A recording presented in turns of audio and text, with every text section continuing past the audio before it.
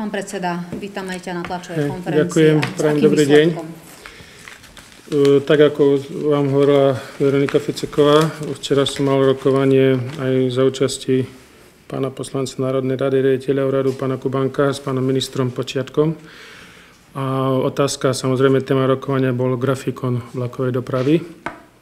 S tým, že ja som v prvom rade sa snažil vychádzať z požiadaviek, ktoré boli uvedené v Prešovskom večerníku. To boli požiadavky pracovníkov, zamestnancov železničnej spoločnosti Centra predaja v Prešove, ktoré v podstate zobrazujú tieto problémy, ktoré sú u nás v Prešovskom kraji mimo trate Stará Ľubovňa Kežmarok. K tomu sa samozrejme takisto vyjadrím. V prvom rade išlo samozrejme o prepojenie rýchlikom medzi Prešovom a Bratislavou priamym spojením. Výsledkom rokovania je to, že sa od 9. decembra bude ďalej premávať rýchlik Poľana, ktorý večer odchádza z Prešova a ráno je v Bratislave. S tým, že samozrejme, že sme rokovali aj o dennom prepojení aspoň jedného páru rýchlikov alebo rýchlika z Prešova priamo cez Kysácku spojku priamo do Bratislavy. Tam bol, si myslím, že dosť argument rázny zo strany ministerstva dopravy v tom, že 80% ľudí chodí do Košíc, len 20% potom chodí do Prešova a že tí ľudia by potom museli vystupovať v Margecanoch a museli by zavádzať ďalší spoj do Košíc s tým, že počítajú, že by bolo oveľa menej ľudí v tomto rýchliku. Na základe toho sme rokovali potom ďalej a v tom zmysle sme sa dohodli, že najneskôr od marca v grafikone bude prepojenie ku každému rýchliku, ktorý pôjde z Košíc do Kysáku tak, aby čakacia doba bola od 7 maximálne do 20 minút. S tým, že je tu už je aj zavedený prípoj k rýchliku 614, ktorý odchádza z Kysáku v noci o 12:30. Lebo tam bola dlhá čakacia doba, asi hodinu, takže ten prípoj už takisto bude zavedený teraz od 9. decembra. Tu snáď chcem ešte povedať, že ja som potom ešte s pánom Kubáčkom už len rozprával, budeme ďalej ešte sa snažiť bojovať o denné spojenie, a to tak, že by sme našli nejaký rýchlik, ktorý idú tesne za sebou z Košíc. Vychádza to tak, že IC ide o 5,28 a ďalší rýchlik 602 ide o 6,15. Aby bolo prepojenie potom toho rýchliku buď od marca, alebo od decembra budúceho roku, že by tento rýchlik išiel z Prešova. A takisto naspäť ide 17,33 z Bratislavy IC a rýchlik 611 ide 15,53 a príchod má 21,45 do Košic, takže by sa takisto presmeroval smerom na Prešov. Uvidíme samozrejme, že ako to bude, ale osobne si myslím, že keď bude splnená táto požiadavka naša, že tých 7 až 20 minút bude čakacia doba, tak myslím, že je to akceptovateľné a z druhej strany to prepojenie priame bude a to nočné spojenie má svoju veľkú výhodu, čiže ten, kto chce ísť do Bratislavy pracovne alebo hoci aj osobne, tak samozrejme, že týmto nočným rýchlikom môže cestovať. Ďalej sme rokovali o ďalších veciach. Tu je na trati 193 Prešov-Humenné. Tam sú vynechané v grafikóne rýchlik 9130 a 9131. Pardon, nie, ale ako sú to zrušené dva vlaky, ktoré premávali špičkové doprave, zastávali iba na najfrekventovanejších zastávkach.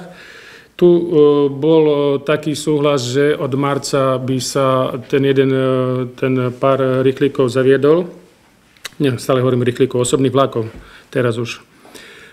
Ďalšia požiadavka bola tá, že aby sa vyhovelo cestujúcim, aby odchod z Prešova smerom na Košice osobných vlakov a z Prešova do Lipan neboli na celú hodinu, eventuálne z Prešova do Lipan 13, 12, 15, 14, 12, 15, 12, 16, 12, ale aby boli 13.30 až najmä 16.30 a 17.30 kvôli ukončeniu pracovnej doby, ktorá je na celú a za tých 12 minút ľudia by nestihali a za tých 30 minút asi už hej.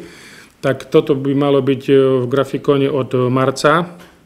Smerom zase príchody vlakov z Košic do Prešova, aby nešli na celu, ale aby prichádzali o 7:30, najmä čo sa týka školákov. Tam je to trošku komplikovanejšie, lebo v prvom rade musia sa zabezpečiť tie pripojenia ku rýchlikom, ktoré idú z Košic. Čiže tam neviem, ako to dopadne, ale tak uvidíme, či sa s tým bude dať niečo robiť alebo nie. Čiže táto požiadavka Prešov-Humenné by mala byť aj tej odchody vlakov. Takisto bude pripojený vlak, ktorý prichádza z Košic do Prešova o 21:02 a končí v Prešove. Ďalší odchod vlaku je až 23:04, takže tento vlak pôjde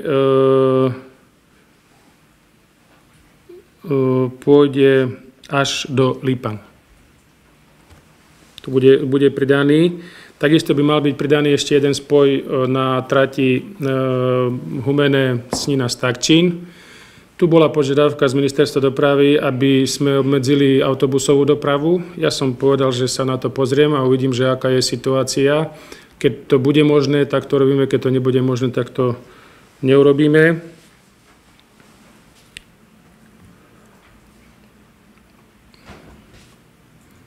No a čo sa týka trati Stará Ľubovňa-Kežmarok, tam je postavená situácia tak, že z 11 párov boli len 4.